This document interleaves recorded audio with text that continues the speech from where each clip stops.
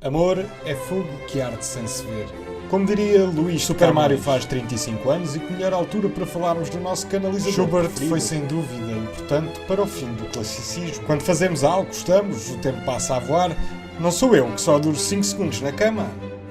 A rapidinha do arroz, uma crónica para quem tem pressa.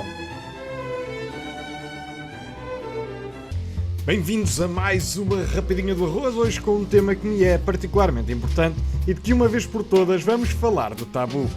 Então, todos os anos não é que se lembram de culpar os videojogos por infelicidades como psicopatas no mundo atual? Mas isto é engraçado, como é que imaginamos os videojogos do futuro? Primeiro já seria algo ligado ao nosso cérebro para que pudéssemos experienciar tudo e sentir tudo dentro do jogo, excepto a morte ou algum tipo de doença.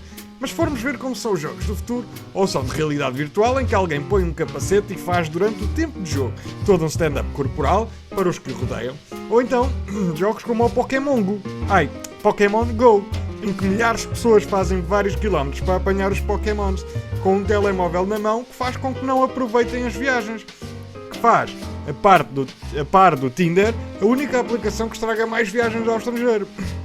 Mas bom, estou aqui em defesa desta indústria milenária. Ou melhor, não da indústria, mas dos jogos. Não estou a dizer que concordo que cada vez mais os jogos tenham preços maiores. Aliás, aproveito para informar que se quiserem a PS5 e o Cyberpunk na Vorten, custa apenas meio rim. E com a outra metade podem comprar uma Xbox Series X ou o Duck Hunt. Por outro lado, podes sempre esperar 10 anos e comprar no LX por 10€ os mesmos equipamentos, com pequeno defeito na consola, não liga. Agora, existe uma guerra neste mundo, no meu caso estou na facção da Nintendo, que luta contra a grande facção da Sony. Inclusive estiveram há muitos anos atrás para fazer uma consola em conjunto. Agora, isto das consolas é como os iniciais em Pokémon. Mais ardente, melhores gráficos, escolhes a Sony, o Charmander. Se quiseres algo mais para o fã e familiar, escolhes o Squirtle, a Nintendo. E depois temos o Bulbasaur, a Xbox, que ninguém escolhe.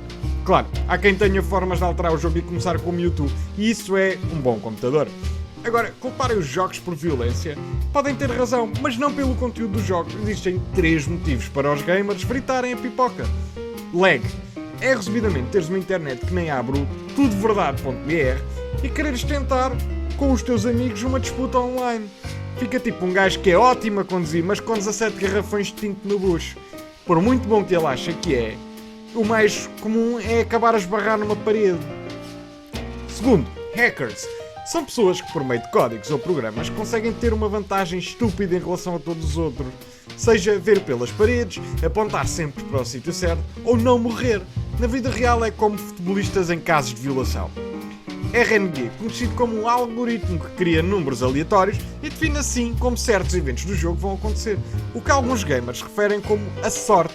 E aqui, especialmente em FIFA, temos vários vídeos em que se percebe que os jogadores de FIFA acham que estão a repor a bola em campo e acabam a tirar o comando para uma televisão de 2000€. Estas 3 razões e o preço de jogos fazem a mistura perfeita para os jogadores de todo o mundo passarem-se da cabeça. No entanto, os verdadeiros jogadores não saem de casa. O sol queima a sua pele e apesar dos gráficos serem bons, a jogabilidade é horrível. Mas os jogos não são só coisas más. Foram nossos professores de história, de inglês, psicologia e foram até os livros para quem não gosta de ler. Claro que os videojogos não são os que causam mais confrontos. Por exemplo, os jogos de tabuleiro são bem mais críticos. Ficarem com todo o vosso dinheiro no Monopólio, a carta mais 4 do Uno ou 200 penaltis de vinho na última carta da pirâmide. Resumidamente, o que cria pequenos monstros não são os jogos criados para nos entreter, mas sim a indústria, tudo o que existe atrás dos mesmos. A contínua luta por se manterem atualizados, não tendo noção que os custos de um jogo podem alimentar uma grande família com poucas posses, a ideia de seres o melhor em algo que acreditas e a frustração de não o conseguir, ou, no máximo de tudo, quanto uma indústria cresce em termos financeiros, mais as pessoas no seu topo se tornam intocáveis e sem sentido de responsabilidade, pois são apenas bons jogadores ou apenas bons criadores de jogos. Por outro lado, a parte da educação em casa e o cuidado com a saúde mental de cada um também são importantes. Eu sou muito menos violento do que pessoas que não têm o hábito de jogar e acreditem que já joguei coisas do mais violento possível. Mas a criação da consciência de que os jogos são para nos proporcionar prazer e não para criar formação de violência, seja o jogo que for. Agora, muitas vezes os videojogos são o escape de responsabilidade por parte das entidades competentes e até das próprias famílias para um comportamento agressivo e uma saúde mental desgastada. Mas é importante referir que, além da educação, o próprio histórico de cada pessoa pode revelar-se fatal no momento após a frustração dos jogos. E por isso, espero que tenha sido elucidativo para qualquer pai ou entidade preocupada com os jogos e não com as pessoas. Por isso, são duas de água para uma de arroz.